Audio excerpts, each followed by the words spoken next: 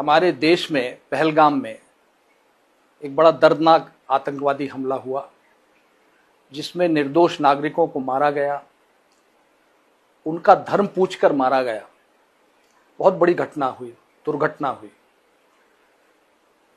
उसके बारे में मैंने एक वीडियो जारी किया था, उसमें कुछ बातें कही थीं।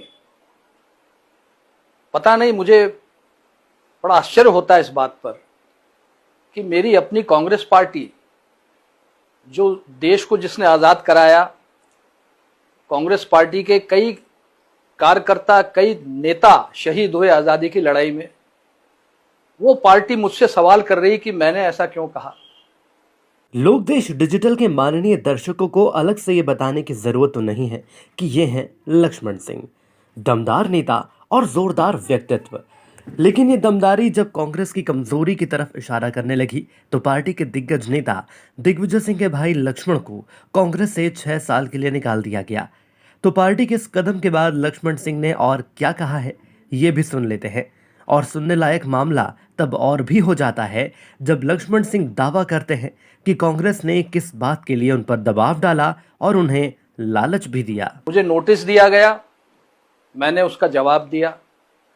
उस जवाब को संतोषजनक इसलिए नहीं माना गया कि मैंने उसमें राहुल गांधी प्रधानमंत्री बनेंगे नहीं लिखा था, ये जवाब में नहीं लिखा था, इसलिए उसको माना नहीं गया। और मुझसे कहा गया कि मैं ये लिखूं उसमें कि राहुल गांधी प्रधानमंत्री बनेंगे तो नोटिस वापस ले लिया जाएगा। मैंने मना कर दिया, मैं कोई ज्योतिषी नहीं हूं, और उन्होंने मुझे पार्टी से 6 साल के निष्कासित कर दिया। लक्ष्मण सिंह को जानने वाले इस बात को मानते हैं कि उन्हें डरना नहीं है, गलत के खिलाफ लड़ना ही सीखा है, फिर अंजाम चाहे जो हो। इसलिए तो ऑपरेशन सिंदूर को लेकर सिंह ने राहुल गांधी के खिलाफ फिर ये सहनाद कर दिया है। निरंतर राहुल गांधी के इशारे पर सेना से सवाल किए जा रहे हैं। क्या ये अच्छा है? देश के लिए अच्छा है? बिल्कुल नहीं। और नियम ये है, उस संसद के नियम नहीं जानते हैं। नियम ये है कि संसद में केवल डिफेंस बजट पर चर्चा कर सकते हैं, डिफेंस की रणनीति पर कोई चर्चा नहीं कर सकते, न डिफेंस, न पार्लियामेंट में, न बाहर। ये नियम है। क्योंकि जो पुलवामा हमला हुआ है, इसमें हमारे जवान शहीद हुए हैं, वो इसलिए हुआ कि इंफॉर्मेशन लीक हो गई थी कि ये ट्रूप मूवमेंट कहां से हो रहा है, और उसका परिणाम हमारे जवानों की जान देकर हमको भुगतना पड़ा। तो इस तरह की अनर्गल बात करना क्या उचित है?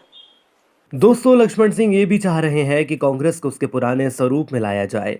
इसके लिए मौजूदा कांग्रेस के अघोषित अध्यक्ष राहुल गांधी को खुलकर टारगेट पर लेते हुए लक्ष्मण सिंह ने क्या सुझाव दिया, ये भी सुन लीजिए। जहां तक रहा पार्टी के विभाजन का सवाल, तो स्वयं इंदिरा जी ने पार्टी का विभाजन कराया था, कौन सी नई बात है? और तुम्हारे कार्यकाल में तो 3-3 बार विभाजन पहले हो चुका है। और अब समय आ गया है कि मध्य प्रदेश में भी एक ऐसी कांग्रेस का गठन हो और ऐसा संगठन बने जिसकी सोच कम से कम राष्ट्रीय सोच हो, और राष्ट्रहित को सर्वोपरि रखकर वो कांग्रेस पार्टी का काम करे, और ये होगा। तो ये थे कांग्रेस को चुभे लक्ष्मण, और ये था कांग्रेस के लिए उनका एक और चुभने वाला सहनाद। नमस्कार।